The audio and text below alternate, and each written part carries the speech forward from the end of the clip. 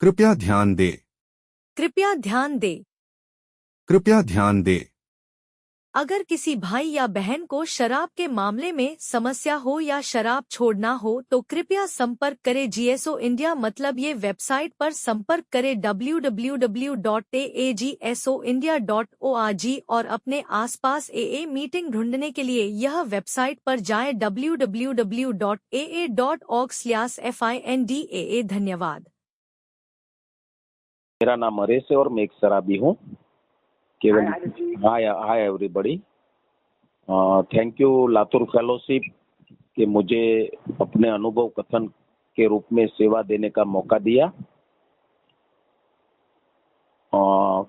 16.5 पौने 17 या 17 साल के बीच में मेरी सोब्रिटी चल रही है। आज शराब पीने की जरूरत महसूस नहीं होती। काफी सालों से नहीं की मैंने शराब पीने की जरूरत, काफी लंबे अरसे से नहीं कर रहा हूँ। और उतार चढ़ाव वाली जो जिंदगी होती है, उस जिंदगी को किस तरह से जीना, किस तरह से एक उपयुक्त तरीके से जीना, कैसे प्रसन्नता को वापस हासिल कर लेना, कैसे बिगड़े हुए संतुलन को वापस सही संतुलन में लाना,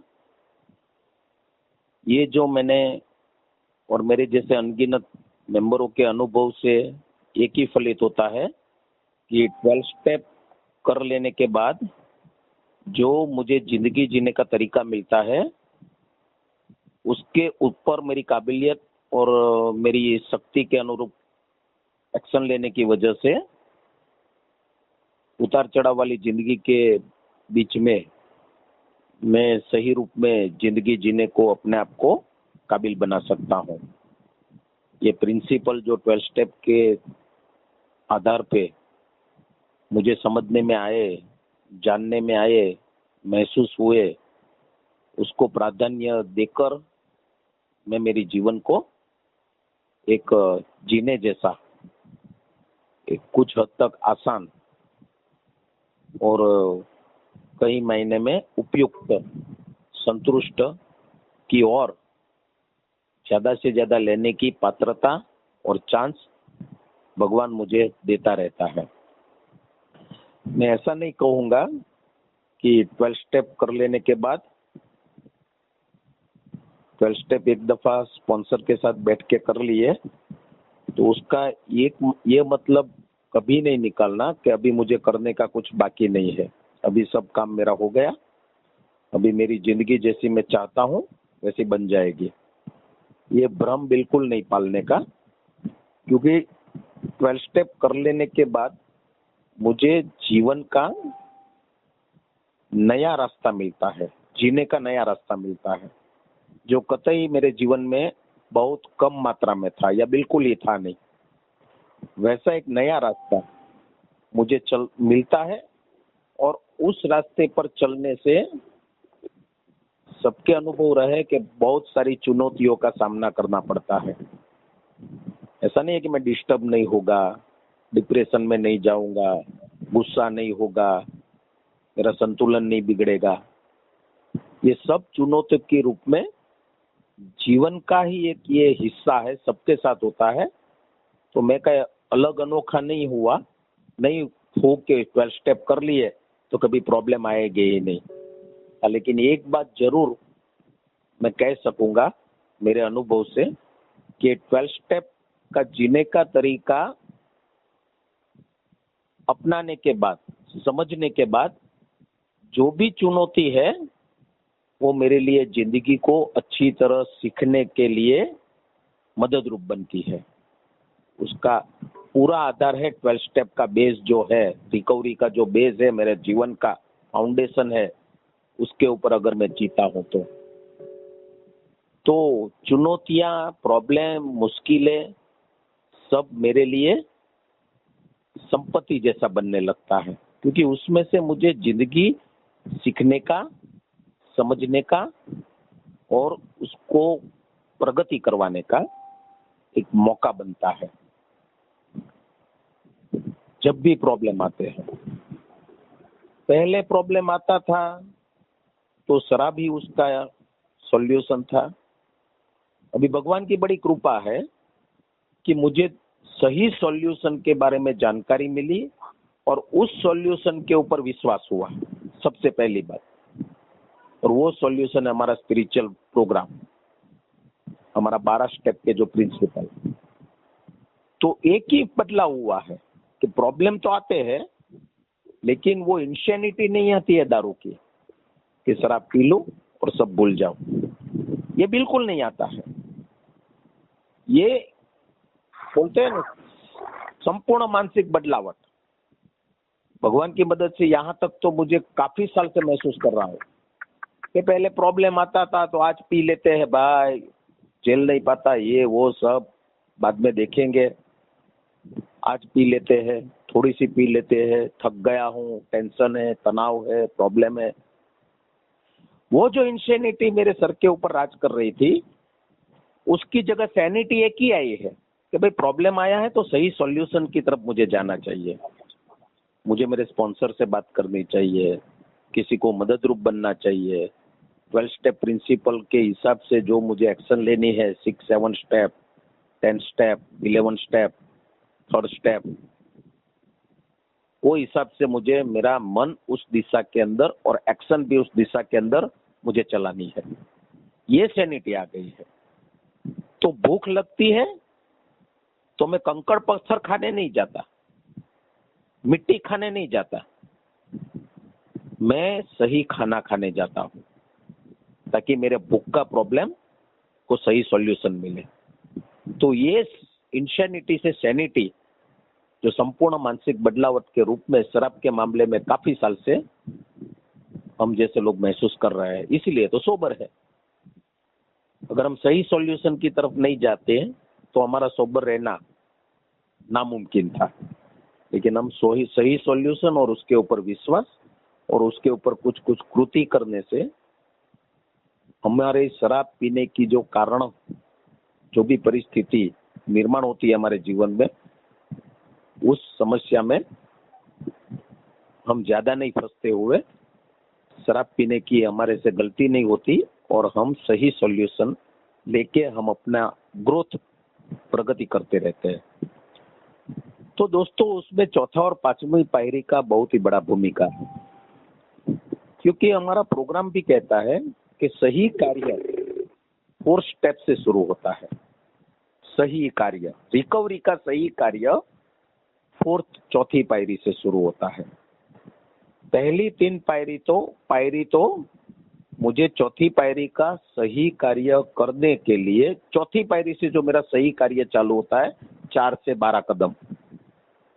तो पहली 3 जो स्टेप है वो मुझे, जो ये सही कार्य है 4 से 12 पायरी का रिकवरी के लिए, उसके लिए विलिंग बनाने का, उसके लिए निर्भय बनाने का और उसके लिए मेहनती बनाने का जो ताकत, जो प्रेरणा, वो पहले 3 कदम से मुझे मिलती है। जब वो 3 कदम मैं डीपली लेता हूँ। पहले कदम में मैं अपने आप की हतबलता, पावरलेसनेस शराब के सामने और मेरी अनमैनेजेबिलिटी के सामने मैं पावरलेस हूँ। कोई भी छोटी भी शक्ति मैं वापर करके मेरी इस समस्या को सुलझाने के लायक नहीं रहा हूं। अगर मैं खुद हथियारबाजी करूंगा, तलवारबाजी करूंगा, तो वो तलवार मेरे ऊपर ही गिरने वाली है शराब के रूप में। ये फर्स्ट स्टेप से मुझे पता चलता है। पावरलेसनेस क्या है वो महसूस होती है, पता चलता है। तो पावरलेसनेस मेरा प्रॉब्लम है, शक्तिहीनता मेरा प्रॉब्लम है। तो उसका शक्ति, सॉल्यूशन शक्ति को मेरे जीवन में लाना, जो शक्ति मेरे जीवन को संभाल के रखे, टिकाए, मदद देवे, मेरी शक्तिहीनता के ऊपर वो शक्ति काम करे। तो वो शक्ति सिर्फ और सिर्फ हायर पावर के जरिए, मानवीय शक्ति से बड़ी शक्ति, अदृश्य शक्ति, जो भी बोलो, एक श्रद्धा के अंदर ही उस शक्ति का अनुभव हो सकता है। तो श्रद्धा से तो मैं पूरी तरह से भटक गया था। अश्रद्धा थी, लेकिन सब श्रद्धा के एड्रेस पूरे गलत। पैसों के ऊपर श्रद्धा, शराब के ऊपर श्रद्धा, पावर के ऊपर श्रद्धा, नाम शोहरत के ऊपर श्रद्धा, मटेरियल चीजों के ऊपर श्रद्धा, गलत एड्रेस के ऊपर श्रद्धा तो थी, लेकिन सब गलत एड्रेस के ऊपर थी, गलत सरनामे के ऊपर थी। और वो सब चीजों ने मुझे धोखा दिया। पैसा आया तो भी पिया, अपने आप को घायल किया, पैसा गया तो भी पिया, मटेरियल सक्सेस मिला तो भी पिया, मटेरियल अनसक्सेस हुआ तो भी पिया, शोहरत मिली तो भी पिया, शोहरत गई तो भी पिया। तो ये सब चीजें जो मैं गलत सरनामे के ऊपर श्रद्धा रख के जी रहा था, वो सब मानवीय एक दुनियादारी की बात थी जो हम देखते हैं आजू बाजू में, हम सब पूरी दुनिया को देखते हैं, वहां तक सीमित थे। और उसके ऊपर मैं पूर्ण श्रद्धा, पूर्ण लगाव, संपूर्ण आकर्षण, संपूर्ण मोह, बहुत जरूरत से ज्यादा रख के उसके अंदर जी के मेरे शराबीपन को बढ़ाया था। तो यहाँ पे बात कुछ अजीब सी आती है कि power greater than my self और ह्यूमन पावर, मानवीय शक्ति से बड़ी शक्ति, केम टू बिलीव, उसके ऊपर बिलीव लाना है। श्रद्धा की बात नहीं, फेथ की बात नहीं, सेकंड स्टेप बिलीव लाने की बात कहता है। खाली बिलीव तुम लाओगे तो आगे बढ़ पाओगे, अगर बिलीव ही नहीं रहेगा, बिलीव ही नहीं आएगा तो आगे का कार्यक्रम कोई काम नहीं करेगा। और तीसरा स्टेप भी खाली स्टेप रहेगा, बात रहेगी। चौथी 4 से 12 पायरी, फिर वो जैसा भाई साहब ने बोला ना, चौथा 5वां पायरी किया और वापस दारू पीने गए, ये भी हो सकता है। तो सब स्टेप मुझे पहले प्रिसाइसली होने के बाद, एक स्टेप प्रिसाइसली होने के बाद दूसरे स्टेप पे जाने का, दूसरा स्टेप प्रिसाइसली होने के बाद तीसरा स्टेप पर जाने का, तीसरा स्टेप प्रिसाइसली होने के बाद चौथा स्टेप पे जाने का, और चौथा स्टेप प्रिसाइसली होने के बाद 5th स्टेप पे जाने का। तो सब स्टेप प्रिसाइसली होने के बाद आगे वाले स्टेप पे जाने का। फर्स्ट स्टेप को आधा अधूरा छोड़ के, कुछ बातों में कंफ्यूजन है, कुछ बातों में डिनाइल है, और वो मैं छुपाता हूँ, और मैं जल्दी जल्दी रिकवरी पाने के मोह में सीधा डाई लगा के दूसरे स्टेप पे चले जाता हूँ। तो जो भाई साहब ने, सोनू भाई ने बोला ना, चौथे 5वें कदम करने के बाद उसने शराब पिया, तो उसमें चौथा 5वां कदम तो खाली बात के रूप में है। उसने शराब पिया, वो पीना ही वाला था, 100% पीने ही वाला था, समझे? क्योंकि वो आधे अधूरे प्रयासों से वो चल रहे होते हैं। हमारा ये 100 फुल प्रूफ प्रोग्राम है, 100% फुल प्रूफ है, कोई शंका का इसके अंदर दायरा नहीं है। लेकिन एक वर्ड्स जो लिखा है ना, वो बहुत महत्व रखता है, प्रिसाइसली, तंतोतंत, वो बहुत जरूर। आधे अधूरे प्रयासों से कभी सफलता नहीं मिलेगी। तो यही मैं लोगों में देखता हूँ, 17 साल से देख रहा हूँ कि जो आधे अधूरे प्रयास करके चलते हैं तो उसको परिणाम नहीं मिलता। और दोष हम लोग देते हैं, चौथा 5वां पायरी उसने किया और पिया, लेकिन किस तरह से उसने किया वो हम नहीं देखते। ऐसा बोलो ना कि इसने रोटी सब्जी खाया और वो बीमार पड़ गया, तो क्या रोटी सब्जी दाल चावल खाया और बीमार पड़ गया? कैसे बीमार पड़ गया होगा? तो उसने सोचा कि भाई शरीर के अंदर ही डालना है ना, तो नाक से डाल दूं या कान से डाल दूं, जाना तो शरीर के अंदर से है। मुंह से खाने की जगह वो नाक और कान से खा रहा है, अंदर डाल रहा है।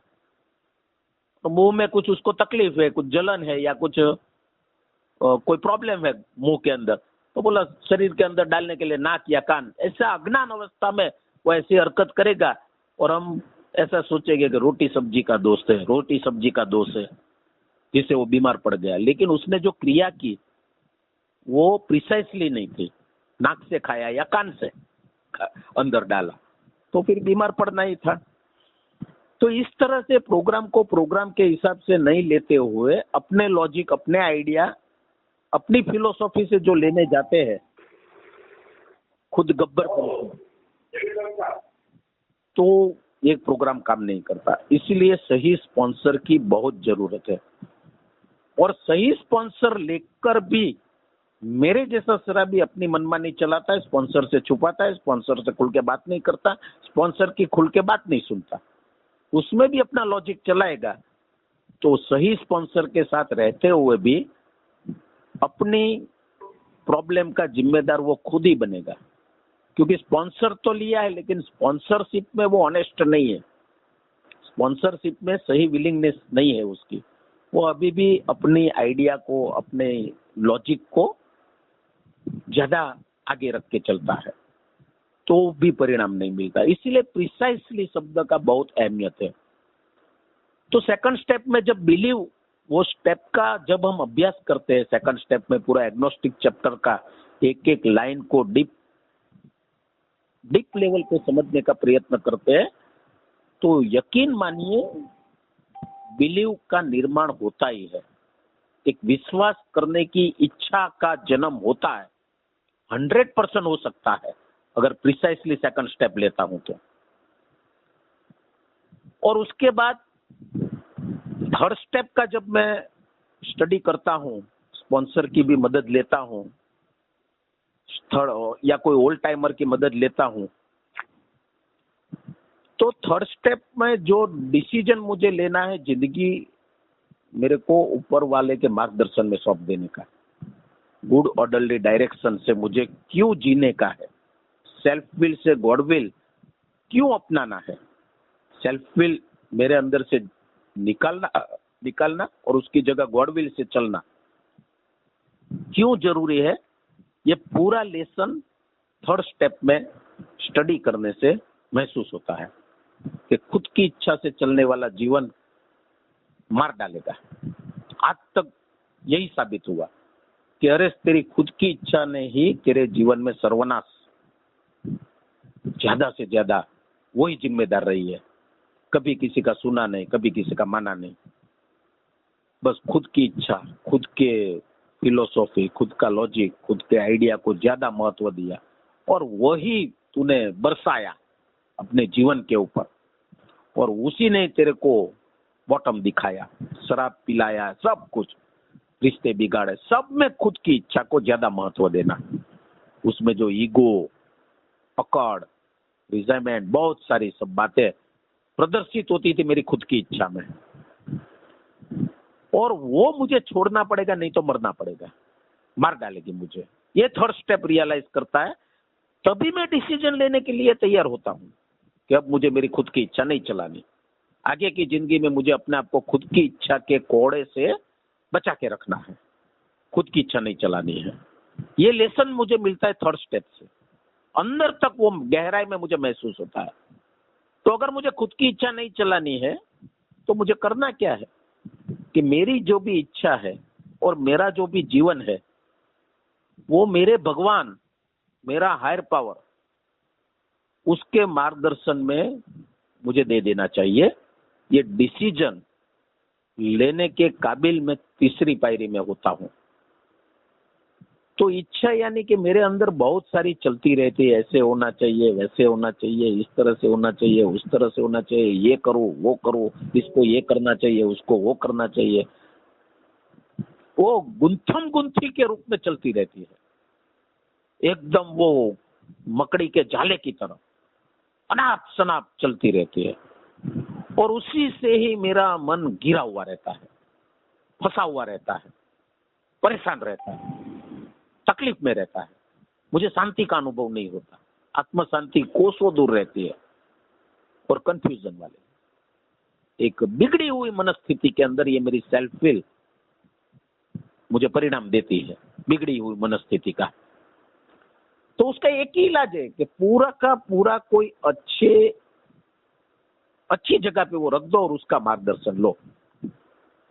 वो प्रैक्टिकल भी हमको समझ में आता है कि जब कोई चीज, कोई मशीन मेरे घर में बिगड़ा हुआ है और मैं उसको खोलने जाता हूं और कुछ समझ में नहीं आता है क्या करूं क्या ना करूं, कुछ समझ में नहीं आता, तो खोल तो दिया लेकिन अभी समझ में ही नहीं आता है क्या करूं, और मुझे लगता है और करने जाऊंगा तो और ज्यादा बिगाड़ूंगा, मैं जो है वो कंडीशन से भी ज्यादा बिगाड़ूंगा।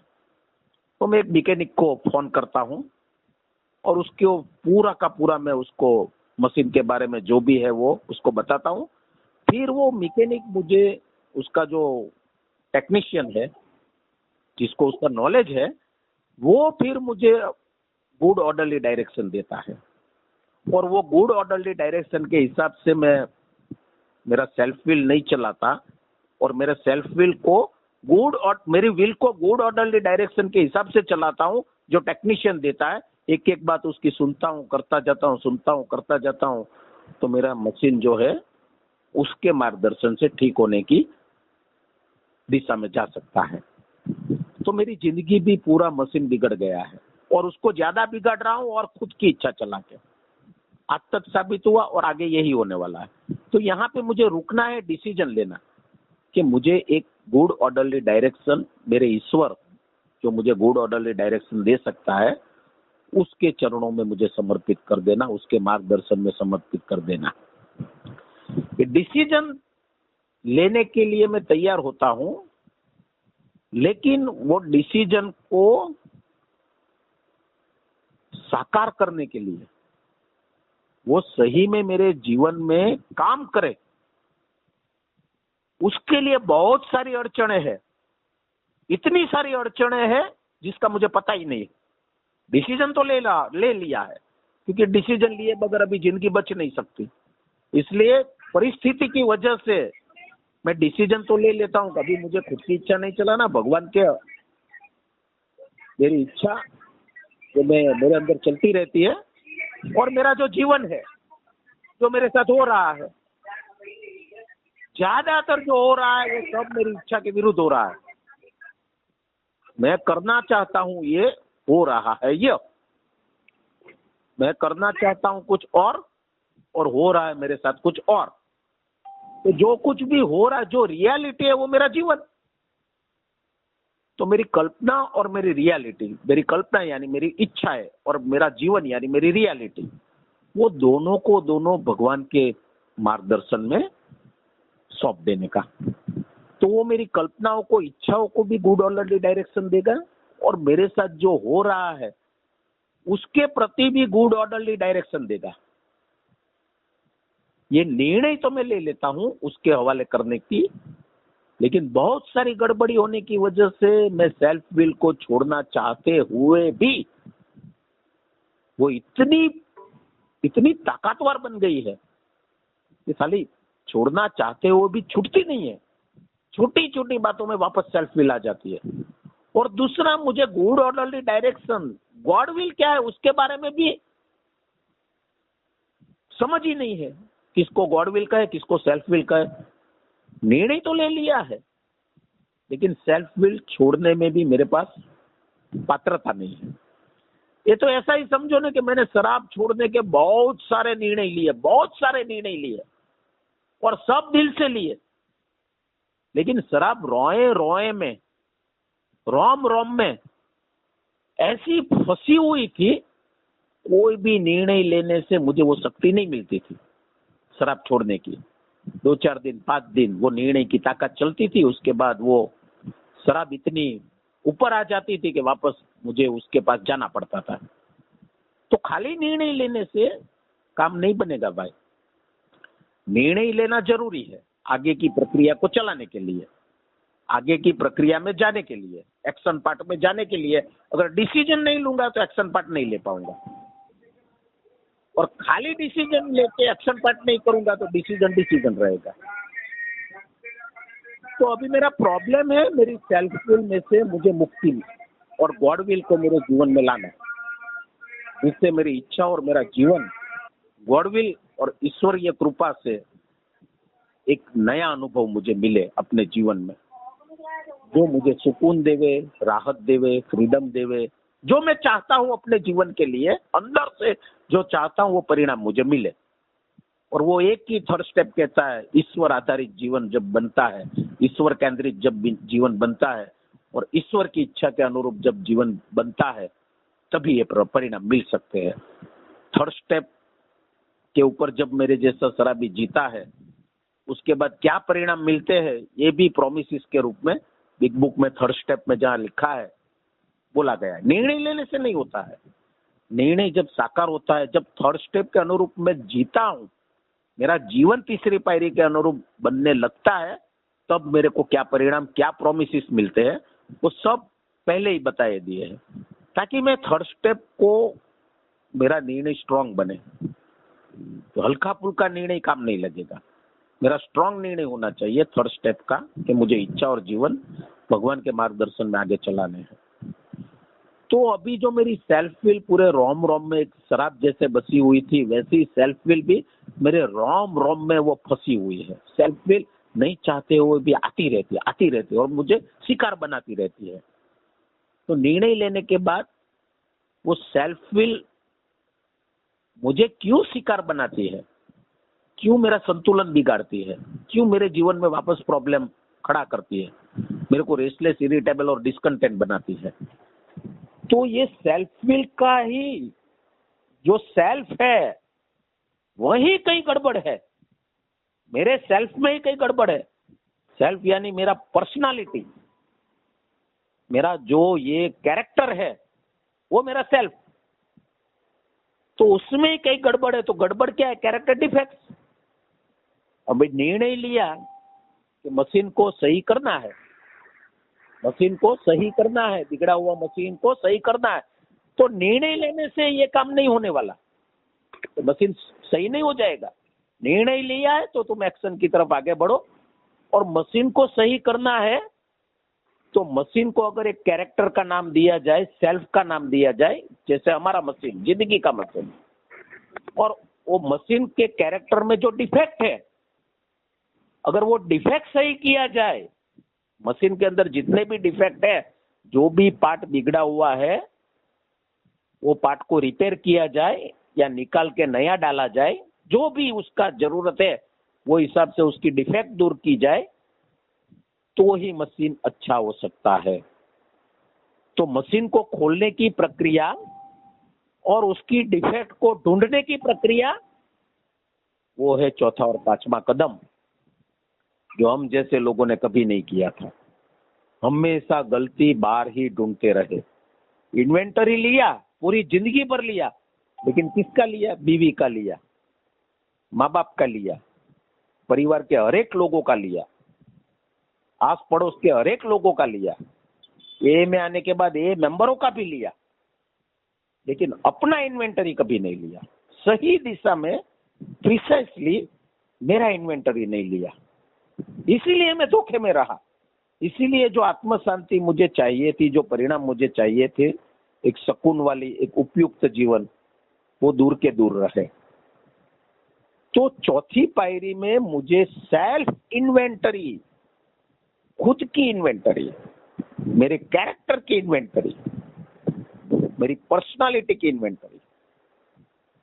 तो मेरे कैरेक्टर में ऊपरी सतह पे, मेरे सेल्फ में ऊपरी सतह पे, हमारा जो प्रोग्राम कहता है वो हिसाब से 4 चीज ऊपरी सतह पे महसूस होती है। पहला है रिजाइनमेंट, दूसरा है फियर, तीसरा है सेक्स, काम वासना, और चौथा है पश्चाताप, गिल्ट और अपराधीपन।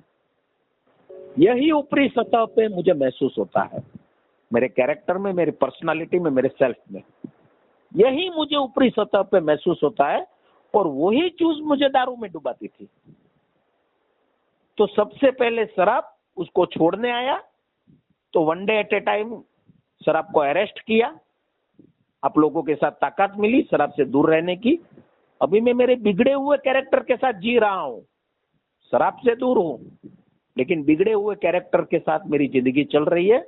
इसलिए वो सुकून, आनंद जैसा मिलना चाहिए, वो अभी दूर है। तो शराब बंद होने के बाद दूसरा चीज मेरे सामने आती है, इस प्रोग्राम का अभ्यास करने से, मेरा रिजाइनमेंट, मेरे फियर्स, मेरी काम वासना और मेरा अपराधीपन, पश्चाताप, शर्म, गिल्ट, ये दुर्भावना है। ये 4 चीजें के अलावा जिंदगी में और कोई प्रॉब्लम नहीं है। उससे ही मेरा संतुलन बिगड़ा हुआ रहता है।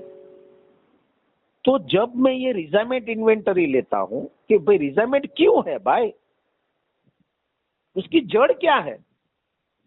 अगर पेड़ दिखता है तो पेड़ की जड़ तो होनी चाहिए कि नहीं भाई? ये रिजाइनमेंट महसूस होता है, यार प्रमोद भाई ने गलती कर दी, मुझे को ऐसा लगता है प्रमोद भाई ने मुझे अपमानित किया, तो वो बात को मैं वहीं के वहीं नहीं भूल जाता हूँ। मेरे साथ वो रात को भी चलती है। मेरी बीवी के साथ सोया हुआ हूँ, लेकिन लगता है प्रमोद भाई मेरे बाजू में सोए हुए हैं, सर के ऊपर बैठे हुए हैं, और पूरी रात की नींद खराब करता हूँ। ऐसे कितने लोगों के साथ मेरा रिजाइनमेंट का रिलेशन बन गया है, कितने, और ज्यादा बन रहे हैं। और लोगों के साथ में रिजाइनमेंट का रिलेशन मेरे बन रहे हैं। और ये पूरा resentment is a number 1 offenders of alcoholic. ये 4 में से रिजाइनमेंट, फियर, सेक्स और अदर हार्म, दूसरों को किए गए नुकसान की वजह से पश्चाताप, गिल्ट और शर्म, ये जो महसूस, ये 4 में से सबसे पहले नंबर पर रिजाइनमेंट आता है। सबसे ज्यादा खत्म अल्कोहलिक को रिजाइनमेंट करता है। सबसे ज्यादा परेशान है ये रिजाइनमेंट। रिजाइनमेंट यानी खाली गुस्सा नहीं, रिजाइनमेंट यानी किसी को चाकू मारना, वो नहीं। रिजाइनमेंट यानी एक नाराजगी से भरा स्वभाव, नाराजगी रहना, अंदर से नाराज रहना, असंतुष्ट रहना, शक में रहना, शक, डाउटफुल नेचर रहना, अविश्वास में रहना, गुस्सा आते रहना, चिड़चिड़ा रहना, आत्मदया में रहना। सेल्फ पिटी भी रिजाइनमेंट का स्वरूप है। कैसा पिता मिला, कैसी बीवी मिली, मैं बेचारा, मैं देवदास, ये भी रिजाइनमेंट। संताप, रीफीलिंग अगेन एंड अगेन, बार बार दुर्भावना का ही महसूस होना, सुकून कम, सुकून की महसूस ही नहीं होना। सही सुकून तो मैंने महसूस ही नहीं किया। मैं या तो थ्रिल में रहता हूं, रोमांच में रहता हूं, आसमान में रहता हूं, जो पूरी गलत परिस्थिति है। मैं ज्यादा खुश होता हूं, ज्यादा, जरूरत से ज्यादा। वो कहते हैं थ्रिल, और वही शराब देती थी। शराब मुझे थ्रिल देती थी, आनंद नहीं देती थी। आनंद सात्विक होता है, और थ्रिल एक ग्रैंडियोसिटी जैसा बात है, हवा में उड़ाने वाली बात। या तो दुखी रहता था। तो सोब्राइटी में भी मुझे सही आनंद की पहचान नहीं है। मैं सोबर हूं, पिंक क्लाउड स्टेज में हूं, यानी मैं नाच रहा हूं, कूद रहा हूं, खाली पीली 7वें आसमान में, थ्रिल में मैं जी रहा हूं।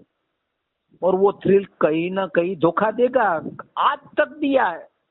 नया गाड़ी लिया तो थ्रिल, हफ्ते 10 दिन, 15 दिन, 6 महीने, उसके बाद वो थ्रिल चला जाता है। नई शादी हुई, थ्रिल, हनीमून पीरियड, 8-9 महीना, 1 साल हो गया, बच्चा हो गया, वो शादी का जो चार्म था वो असर गया। नया घर बनाया, थ्रिल, नई नौकरी लगी, थ्रिल, कारोबार में कुछ मुनाफा हुआ, थ्रिल। आनंद के बारे में मुझे मैं पता ही नहीं था, आनंद किसको कहते हैं। और ये थ्रिल वापस डुबाता है, वापस वो नीचे पछाड़ता है। तो ये दोनों हाथ से मेरे साथ हुए। थ्रिल का भी अनुभव किया, और उसकी वजह से जो हताशा, निराशा आती थी, उसका भी बहुत अनुभव किया। और दोनों ही चीजों में मैं शराब में डूबा। और ये जो मेरा सेल्फ है, वो रिजाइनमेंट के स्वरूप से ही, असंतुष्टि के स्वरूप से ही बार बार रिएक्ट होता रहता है। संताप के, नाराजगी के स्वरूप से बार बार रियलाइज होता है। और अगर उस संताप का इन्वेंटरी, क्यों संताप है, मैं शराब क्यों पीता हूं, उसका जवाब मिला, रिजाइनमेंट, फियर, सेक्स और पश्चाताप। और मैं खुश होता हूं, वो भी एक संतापित लक्षण है।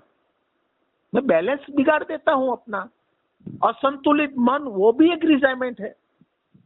मेरे को कुछ सक्सेस मिलता है, कभी भी मैं शराब में जाता हूँ, क्योंकि वो भी मुझे महसूस हुआ, ये भी एक रिजाइनमेंट का ही स्वरूप है, जो एक ही एक भावना मुझे बार बार महसूस होती है। वो खुश हूं मैंने सक्सेस पाया है, ये सक्सेस भी बार बार मेरे अंदर चलता रहता है। सक्सेस का जो वो जो प्रहार है, सक्सेस का जो इमोशन है, वो झेल नहीं पाता, निकल नहीं पाता, पचा नहीं सकता, बार बार उछल कूद करता है और ऐसा लगता है पूरी दुनिया को पता चलना चाहिए, पूरे 70 mm में उसका मजा आना चाहिए। ये 35 mm में ये पिक्चर जमती नहीं है सक्सेस की, उसको 70 mm में दिखना चाहिए। और वो 70 mm में कब देख सकता हूं? जब मैं दारू पीता हूं। तो ये भी मेरा असंतुलित मन रीफिलिंग अगेन एंड अगेन ही हुआ। तो सब मेरे प्रॉब्लम, सुख दुख तो नहीं, सक्सेस और अनसक्सेस के, सब दारू के साथ कैसे जुड़े हुए थे। अनसक्सेस का तो समझ में आता था, लेकिन सक्सेस भी मेरे अंदर एक प्रकार का refilling again and again, again and again, again and again. वो सक्सेस को मैं हजम नहीं कर पाता था, निकल नहीं सकता था। जैसा सक्सेस मिला उससे मैं अपने आप को संतुष्ट नहीं कर पाता था। उसको संतुष्ट करने के लिए, उस असंतुष्टि में से बाहर निकलने के लिए, संतुष्ट पूरी तरह से हो, उसके लिए दारू का नशा ही मुझे चाहिए था। जब दारू पीता था तब लगता था कि इंडिया मैच जीती, हिपी पूरे। बाहर निकल के शोर शराबा करना, अपनी खुशी प्रदर्शित करना, वो दारू पीने के बाद ही होती थी। तो सभी के सभी प्रॉब्लम इस रिजाइनमेंट के जरिए मुझे समझ में आए कि दारू बंद है, क्योंकि दारू अब मार डालेगी, बंद करनी पड़ेगी। तो वो तो ए में आके हो जाता, चालू हो जाता है one day at A time. पहले भी बंद होती थी, ऐसा नहीं कि ए में आया तभी बंद हुई, पहले भी बंद हो जाती थी। लेकिन यही चीज की वजह से असंतुलित मन, असंतुष्टि की भावना, और वापस पागलपन आ जाता था और वापस पी लेता था। तो ए में आने के बाद भी ए के माध्यम से दारू दूर है, लेकिन उसकी जो कारण है रिजाइनमेंट, फियर, सेक्स और अदर हार्म, ये कारण के ऊपर काम करके उसको निकाला ना जाए मेरे पर्सनालिटी में से, उसके ऊपर काम ना किया जाए, तो ए में रहते हुए भी हम कितने लोगों को देखते हैं वापस रिलैप्स होते हैं, सही तरीके से कार्य नहीं करते। तो रिजाइनमेंट, फियर, सेक्स और अदर हार्म, ये 4 इन्वेंटरी स्पॉन्सर की मदद लेनी पड़ती है, क्योंकि इसमें मैं पूरा अज्ञानी हूं। मैं अपनी इन्वेंटरी लेते लेते दूसरों की इन्वेंटरी लेने लगूंगा, अपना छुपाऊंगा, दूसरों का उजागिर करूंगा, ज्यादा अपने को बड़ा चढ़ा के लिखूंगा। ये मेरी जो घमंडी अवस्था है, वो इसके अंदर गलती ना करवाए, इसलिए मार्गदर्शक चाहिए। तो मार्गदर्शक के सजेशन से मेरी, उसके प्रामाणिकता से मार्गदर्शक के स्पॉन्सर के जो अनुभव है, उसके पास जो है, वो अगर मुझे वो गाइड करता है और उसको मैं ऑनेस्टी से करता हूं, तो ही मैं मेरी कंप्लीट प्रिसाइसली इन्वेंटरी ले पाऊंगा। अगर डिसऑनेस्ट रहूंगा तो ये काम नहीं होगा। और इसके लिए मुझे 3rd स्टेप का प्रेयर, 3rd स्टेप का लेसन, 3rd स्टेप का study, 2nd step, 1st step, सबका स्टडी में साथ में मेरे साथ रहता है, क्योंकि वो मैंने कर लिया है। इसलिए 4th स्टेप का कार्य जो है इन्वेंटरी का, बहुत जरूरी वो होता है, हो पाता है। और स्पॉन्सर की सही मदद में लेता हूं, जो मदद मुझे उसकी लेनी है, वो मदद लेने के बारे में कंजूसी नहीं करता या डिनाइल नहीं करता या ईगो बीच में नहीं लाता। ये पारदर्शिता मेरी कायम रहती है स्पॉन्सरशिप के अंदर, उनकी मदद लेने की। तो जब रिजाइनमेंट ऊपरी सतह पे मुझे महसूस होता है, तभी उसकी जड़ को ढूंढने का, तो एक के बाद जो रिजाइनमेंट का मेथड है हमारी बिग बुक में, रिजाइनमेंट के नाम लिखो, उसके कारण लिखो, उसके बाद अपने इंस्टिंक्ट को पहचानो जो कितनी विकृत हो गई है, उसके बाद तुमने उसके साथ क्या, तुमने ये रिजाइनमेंट को केंद्र में रख के, रिजाइनमेंट को इश्यू बना के, तूने जो स्वार्थी, बेईमान, लापरवाह बन के तूने जो कांड किए, जो सोचा, जो आइडिया तेरे अंदर से निकलते थे, वो सब लिख, जो किया वो लिख तूने। उसके बाद मेरे कैरेक्टर डिफेक्ट्स मुझे समझ में आते हैं, जो मुझे गलती करने के लिए मजबूर करते हैं। मुझे नहीं गलती करनी है, लेकिन ये मेरे कैरेक्टर के डिफेक्ट्स, और कैरेक्टर के डिफेक्ट्स क्यों मेरे अंदर निर्माण होते हैं? क्योंकि मेरी जो प्रकृति है, सहज प्रकृति है, वो विकृत बन गई है। उसकी वजह से अनेक प्रकार के कैरेक्टर डिफेक्ट्स मेरे अंदर निर्माण होते हैं।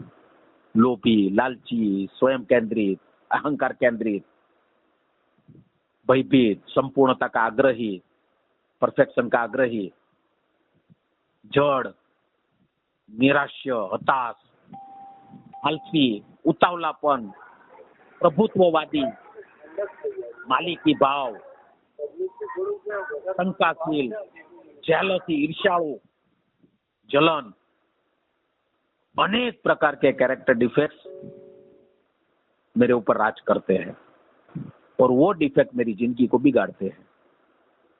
तो रिजाइमेट और सेक्स इन्वेंटरी में से मुझे कैरेक्टर डिफेक्ट्स का पता चलता है। ये इन्वेंटरी मुझे दिखाते हैं और वो character defects black and white में दिखते हैं, एक्सरे की तरह दिखते हैं, साफ साफ साफ साफ डिट्टो टू डिट्टो नजर आते हैं। पूरा विजन क्लियर होता है और उस कैरेक्टर डिफेक्ट्स के प्रति मैं पहली बार सीरियस होता हूं कि ये मुझे मार डालेंगे, ये मुझे नरक जैसी जिंदगी जीने के लिए मजबूर करेंगे। मैं नहीं चाहता वैसी जिंदगी, ये कैरेक्टर डिफेक्ट जीने के लिए मुझे मजबूर करेंगे। मुझे ऐसी जिंदगी, नरक जैसी जिंदगी जीने पड़ेगी अगर मैंने कैरेक्टर डिफेक्ट्स के ऊपर कुछ काम नहीं किया या कैरेक्टर डिफेक्ट्स को लाइटली लिया या कुछ डिफेक्ट को पकड़ के रखा तो मेरी जिंदगी नरक है और शराब का खतरा हमेशा के लिए सर के ऊपर रहने वाला है। ऐसा महसूस हुआ जाने में जेब में क्वार्टर लेके घूम रहा हूं। कब पीऊंगा वो पता नहीं, कब पीने की जरूरत महसूस करूंगा पता नहीं, लेकिन ये खतरा है। और जिंदगी नरक जैसी, सब कुछ अच्छा हो रहा है, दारू बंद है तो पैसे आ रहे हैं, तबीयत अच्छा हो रहा है, घर अच्छा हो रहा है, सब अच्छा हो रहा है, लेकिन अंदर से मैं एक खोखला, एक बेकाबू, अनाप शनाप कंफ्यूजन से घिरा हुआ हूँ। आध्यात्मिक बीमारी में मैं जीता हूँ। स्पिरिचुअल बैंक्रप्सी वही है मेरी आध्यात्मिक बीमारी। घिनौने विचारों का मैं अपने आप को शिकार बना देता हूँ और मेरा संतुलन बिगड़ा हुआ रहता है। खाली दिखावे के रूप में आप लोगों के साथ अच्छा हूँ ऐसा दिखाने का मैं भरपूर प्रयास करता हूँ, लेकिन अंदर की स्थिति कुछ और ही रहती है। और ये कैरेक्टर डिफेक्ट्स, ये इन्वेंटरी लेने से जो उभर कर सामने आते हैं वो मुझे साफ साफ ब्लैक एंड व्हाइट में महसूस होते हैं, एक्सरे रिपोर्ट की तरह महसूस होते हैं बराबर। तभी छठा और सातवां पायरी जीवन में आता है। सिंपल पायरी है छठा और सातवां पायरी। चरित्र दोषों के लिए भगवान से मदद मांगना, चरित्र दोष भगवान तू निकाल, विनम्रता से उसके पास मदद मांगना। बोलने में आसान है लेकिन करने में उतना ही कठिन है, क्योंकि जब तक ये स्थिति नहीं आती है, कैरेक्टर डिफेक्ट्स के प्रति सही नजरिया, सही उसकी घातकता नहीं महसूस होगी, तब तक ये नहीं हो पाएगा। छठा और सातवां पायरी खाली पायरी रहेगी, स्टेप रहेंगे जो बोल सकूंगा, उसके ऊपर बात कर सकूंगा, लेकिन अनुभव में नहीं आएगा। तो स्पॉन्सर भी फिफ्थ स्टेप, चौथी और पांचवी पायरी दोनों साथ साथ चले मेरे जीवन में। इन्वेंटरी लेने वक्त में उसके मार्गदर्शन लेता था कि इसके ऊपर मुझे क्या लिखना है समझ में नहीं आते थे, तो वो मुझे टिप्स देते थे। मेरी इन्वेंटरी वो पढ़ते नहीं थे। उसने बोला तू पहले तेरा इन्वेंटरी कंप्लीटली बना, उसके लिए मैं मदद करने के लिए तैयार हूँ। तेरे जो सीक्रेट तूने लिखे है वो तो अब मुझे उजागर मत कर। तेरी इन्वेंटरी लिखने में तुझे जहां जहां भी कंफ्यूजन होता है तो मैं तुझे मदद करता हूँ मार्गदर्शक के रूप में। वो मुझे टिप्स देते थे, समझा देते थे इस तरह से, ताकि मेरे इन्वेंटरी काम का कार्य प्रिसाइसली हो। जब पूरे इन्वेंटरी का कार्य मैंने कर लिया, उसके बाद मैं फिफ्थ स्टेप के लिए बैठा उसी के साथ। तो अभी मेरी इन्वेंटरी का कंफ्यूजन मैं कर रहा हूँ, कंप्लीट कंफ्यूजन। अरे कंफ्यूजन नहीं, क्या बोलते हैं उसको, कन्फेशन। मेरी इन्वेंटरी का आपके सामने अब मुझे कन्फेशन करना है। उसके बाद वो फिफ्थ स्टेप प्रिसाइसली हुआ। फोर्थ स्टेप में उसने स्पॉन्सर की मदद दी मुझे, और फिफ्थ स्टेप जब तब कुछ चीजें जो मेरे प्रकाश में नहीं आती थी, कुछ चीजें, मैं बहुत होशियार इंसान था तो कुछ चीजें मैंने छुपाई भी थी, लिखा नहीं था। उस चीज को बराबर लिखा नहीं था, कोड वर्ड में लिखा था। और 5th स्टेप करते समय स्पॉन्सर ये प्रक्रिया से गुजरा होने की वजह से उनको पता ही रहता है कि हम जैसे लोग पूर्ण रूप से 4th स्टेप लिखने में शायद खुलते नहीं है, संपूर्ण रूप से खुलते नहीं है। ज्यादातर 80-90% खुल जाते हैं, लेकिन वो जो 10% टॉप सीक्रेट जो बातें हैं उसको या कोडवर्ड के रूप में या कुछ लिखते नहीं है। ये उनके भी अनुभव अपने स्पॉन्सर के साथ हुए होंगे, तो उसको पता ही था। तो जब मैं 5th स्टेप उसके साथ करने गया और उसको पता चल गया था कि यहाँ पे वो जबान पे ताला लग गया, हरेश की जबान पे ताला लग गया है। और उसको पता चल गया था कि ये ईश्वर के सानिध्य में ये आध्यात्मिक वर्क करने जा रहे हैं। और एक बात की हम दोनों को महसूस हो गया था कि हम एक दूसरे के प्रति 100% भरोसे के साथ जुड़ गए हैं। अभी ये तो अंदर से ताकत मिल गया था, ऊपर वाले की कृपा हो गई थी, उनके अंदर तो थी, मेरे अंदर भी हो गई थी। तो वो बाकी की बातें जो मेरा टॉप सीक्रेट था, उसके लिए उसने क्या किया, उसने अपना सीक्रेट खुला किया, उसने अपना सीक्रेट उजागर किया। ऐसा सीक्रेट उजागर किया कि मेरे को वो 10% टॉप सीक्रेट को बाहर निकालने का पुशबैक मिला उनके सीक्रेट उजागर करने से। और मैं तोते की तरफ बोल दिया मैंने, और उसके ऊपर कोई प्रभाव नहीं हुआ। मैं ऐसा सोचता था कि ऐसी बातें सुन के वो क्या वो महसूस करेंगे, क्या करेंगे, लेकिन कोई प्रभाव नहीं हुआ। उसका चेहरा प्रसन्न और नम्र और शांति से सुने, और उसने और मुझे आइडेंटिफिकेशन अपने अनुभव से देते गए कि यही सब है हमारे जीवन में। अभी उसके प्रति नया नजरिया लाना है। इसको छुपा के रख के हमने जो गलती किया उसका खामियाजा अभी नहीं लगता, अरे हमने भुगत लिया है, कितना भुगता, और अभी भी हम उसको छुपा के रखेंगे तो you are a seek in your secret. तुम तुम्हारे सीक्रेट में ही सीखो। तुम्हारे सीक्रेट ही तुम्हें पागल बनाते हैं, तुम्हारे सीक्रेट ही तुम्हें डिप्रेशन में ले जाते हैं, तुम्हारे सीक्रेट ही तुम्हें अपराधीपन में, गिल्ट में, शर्म में रखते हैं और संतुलन बिगाड़ते हैं। तुम्हें पूर्ण रूप से 100% छोटी मोटी सभी सीक्रेट ये 5th स्टेप में मेरे पूरे हो गए। और उसके बाद जो हल्केपन का महसूस ही हुआ, जने बरसों से मैंने बोझ बना के रखा हो अपने जीवन के ऊपर, वो बोझ उतर गया हो। और सही मायने में दोस्तों 5th स्टेप करते करते करते करते ईश्वर की और मुझे श्रद्धा को बढ़ाने का था, उसमें काफी तरक्की महसूस किया। अभी ईश्वर के अस्तित्व को, ईश्वर की कृपा को, ईश्वर की इच्छा को, ईश्वर की योजना को और ईश्वर की जो भी रोल है पूरी दुनिया के लिए, उसके प्रति एक पॉजिटिव और काम आने वाला, सुकून देने वाला एक रवैया बोलो या एक इमोशन बोलो या एक नजरिया बोलो, दोस्तों निर्माण होने लगा। बाद में पता चला कि ये क्यों हुआ, क्योंकि अंधेरा जाता है तो उजाला आता है। सिंपल बात है। मेरे अंदर जो दुनिया भर का कोलाहल था, जिसमें मैं फंसा हुआ था, इस कोलाहल ने ईश्वर की उपस्थिति के ज्ञान को मिटा दिया था।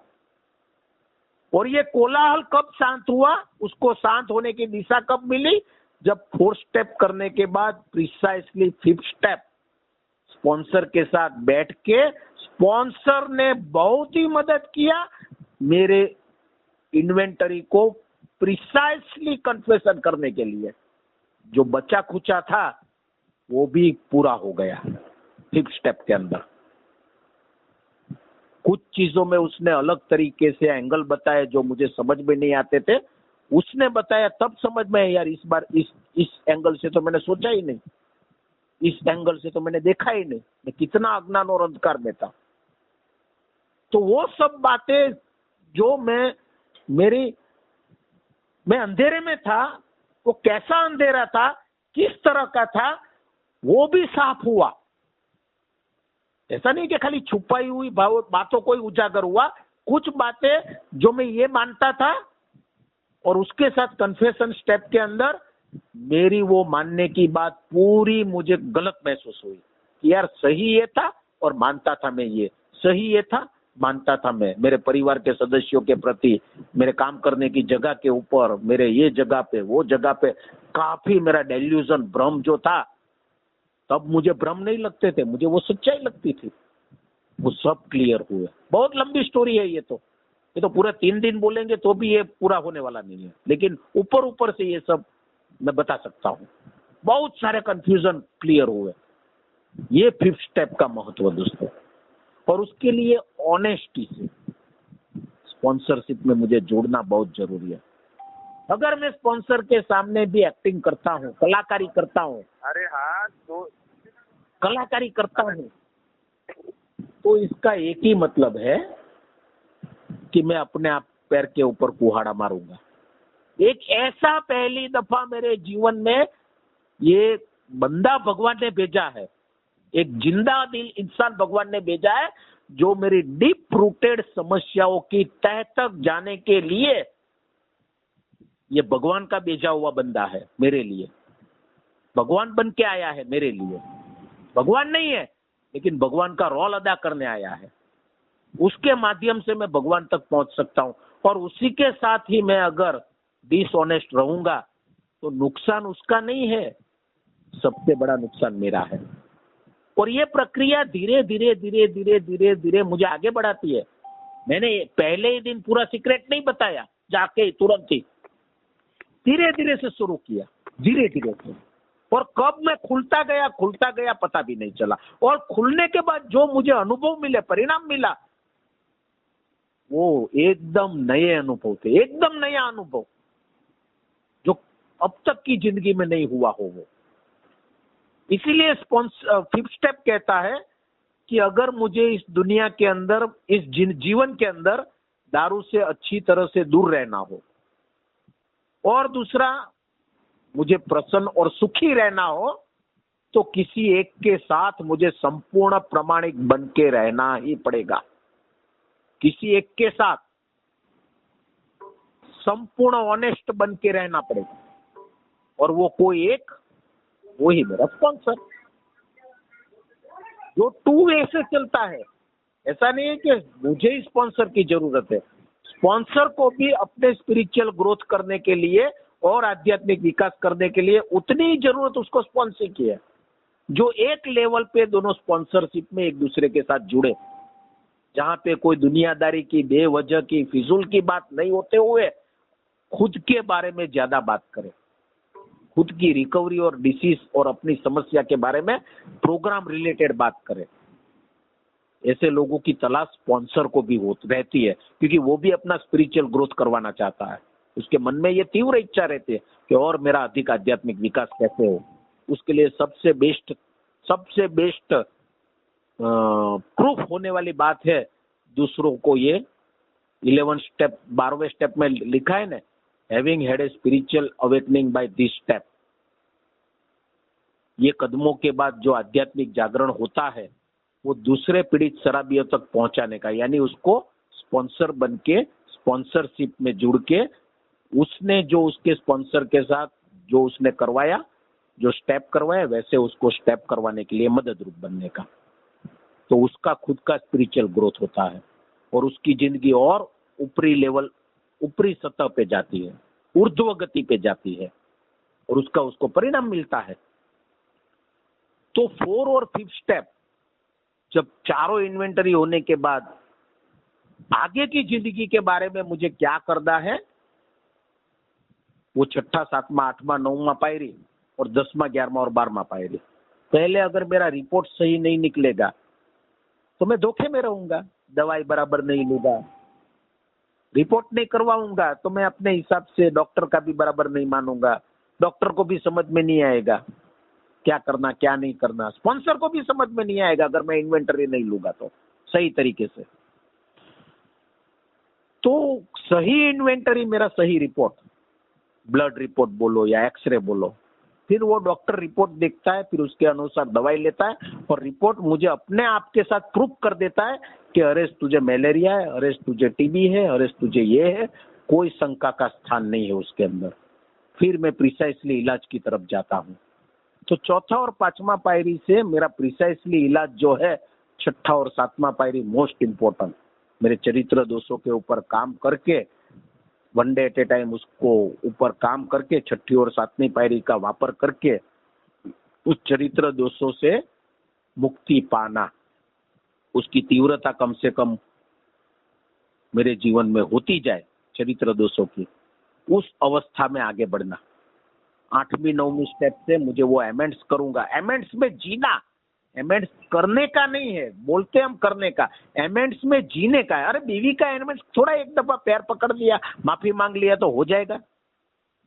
हो जाएगा? नहीं होगा। सॉरी बोल दिया तो होगा, माँ बाप को सॉरी बोल दिया होगा, बच्चे को सॉरी बोल दिया होगा, पैर पकड़ लिया होगा। एमेंड्स को जीना है, एमेंड्स में रहना है, तभी स्पिरिचुअल ग्रोथ होगा, मुक्ति मिलेगी। फ्रीडम फ्रॉम बॉन्डेज से मुक्ति मिलेगी, बॉन्डेज में से मुक्ति मिलेगी। एमेंड्स में जीना, एमेंड्स में जीना यानी उसको हमेशा उसको उसकी वैल्यू करना, जो आज तक करता नहीं था। उसकी योजनाओं में रुचि लेना, उसकी पुरानी बातों की गलती बार बार उसको नहीं दोहराना। फॉरगेट, उसने मेरी पहाड़ जैसी गलती को फॉरगेट कर दिया है,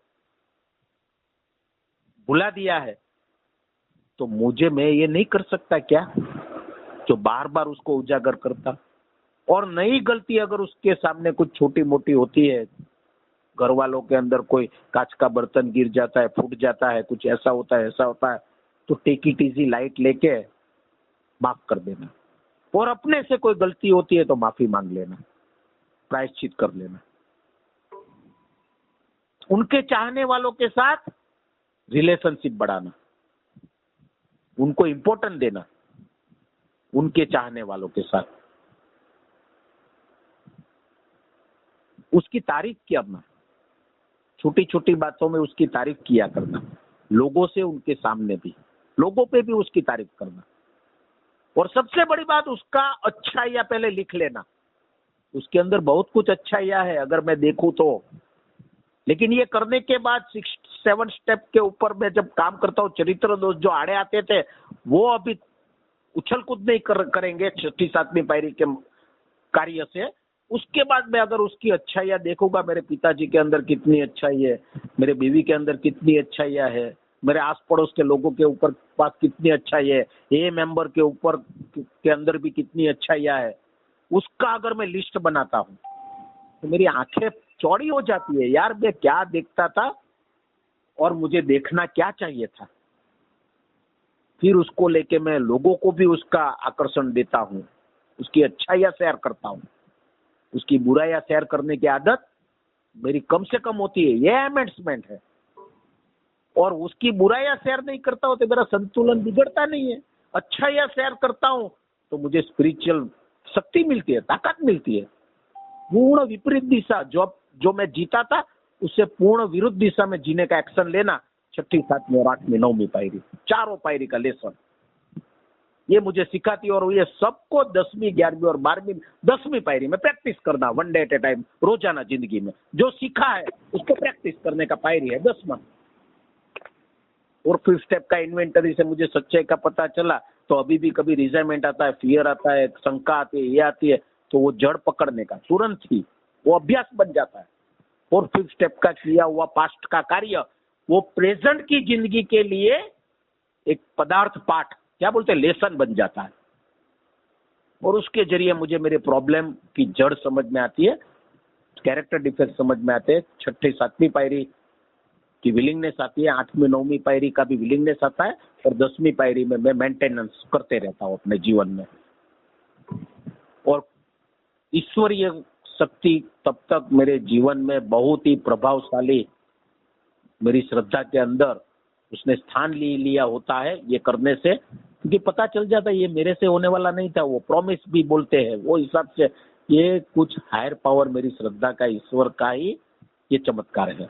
तो उसके साथ मैं और ज्यादा कॉन्शियस कांटेक्ट उसके साथ बढ़ाऊं, जागरूक संबंध मेरा बने, कॉन्शियस कांटेक्ट मेरा बने, इसलिए प्रेयर और मेडिटेशन दिया गया है। और वर्किंग विथ अदर्स और ग्रोथ करेगा। नहीं तो ये सिद्धांत चले जाएंगे, दूसरों को नहीं देगा तो नहीं टिकेंगे। वो कैरेक्टर डिफेंस वापस सर बाहर निकालेंगे और वापस पागल बनाएंगे, इस चीज को साइड कर देंगे और अपनी वो पुरानी दुनिया में वापस ले जाएंगे।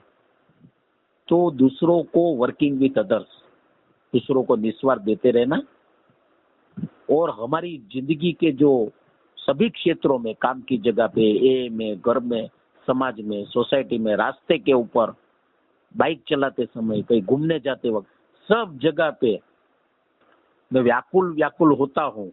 कुछ डिस्टरबेंस आता है तो तुरंत ही स्पिरिचुअल टूल्स को अपना कर उस डिस्टरबेंस का कारण मेरे अंदर ढूंढ के चौथी पांचवी पायरी जो भी टूल्स अपनाना पड़े उस टूल्स को अपनाते हुए लालच को ऊपर नहीं आने देना, डर को ऊपर नहीं आने देना, वासना को ऊपर नहीं आने देना, ताकि मैं भटका सकूं, वो मुझे भटका सकती है। तो इस स्पिरिचुअल टूल्स का मुझे वापर करते रहना है हर एक जिंदगी के टाइम, समय पे, हर एक पल, हर एक जगह जहां पे भी मैं हूँ वहां पे मुझे स्पिरिचुअल टूल्स के साथ अपना जीवन जीने की एक आदत बनानी, वो 12वीं स्टेप का आधा हिस्सा।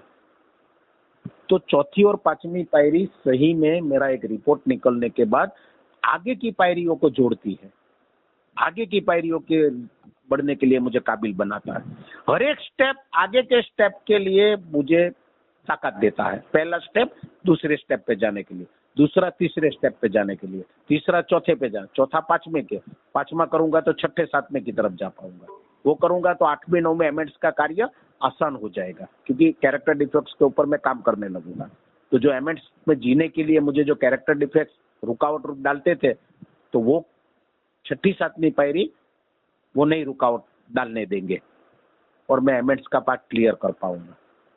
तो इस तरह से जो मेरा ये प्रोग्राम इतनी अच्छी तरह से बन गया है भगवान की मदद से, तो BLW को प्रेरणा हुई ऊपर वाले की कृपा से, और उसने जो हमारे सामने ये रखा, ये सही में जीवन कैसे जीना है, अंदरूनी शांतता को गंवानी नहीं है, अंदरूनी प्रसन्नता को, अंदरूनी संतुलन को ज्यादा से ज्यादा रहे, अपसेट में से सेटअप में मैं जल्दी आ जाऊं, देर ना लगाऊं, जल्दी आ जाओ, ये सही मेरा जिंदगी है। अंदर की जिंदगी सही रहेगी तो बाहर की कोई भी चीज मुझे नाचीज नहीं बना सकती, बाहर की कोई चीजों का मुझे कठपुतली नहीं बनना पड़ेगा, बाहर की कोई भी मैटर का, चीजों का, परिस्थिति का, इंसान का शिकार मुझे अपने आप को नहीं बनाना पड़ेगा। मैं फ्रीडम लाइफ जी पाऊंगा। Thank you very much. कृपया ध्यान दे, कृपया ध्यान दे। कृपया ध्यान दे। अगर किसी भाई या बहन को शराब के मामले में समस्या हो या शराब छोड़ना हो तो कृपया संपर्क करें GSO इंडिया, मतलब ये वेबसाइट पर संपर्क करें www.agsoindia.org और अपने आसपास AA मीटिंग ढूंढने के लिए यह वेबसाइट पर जाएं www.aa.org/findaa। धन्यवाद।